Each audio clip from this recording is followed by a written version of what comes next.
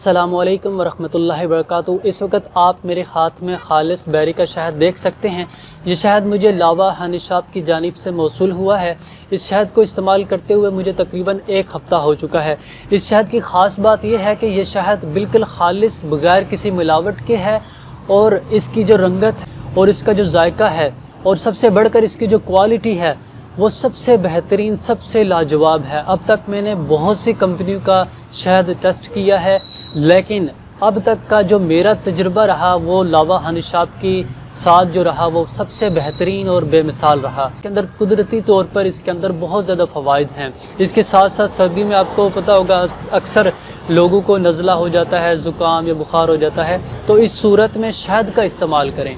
शहद वैसे भी खाना चाहिए, वैसे भी खाना सुन्नत है, और इसको इस्तेमाल करें, ये बहुत ज़्यादा मुफीद है।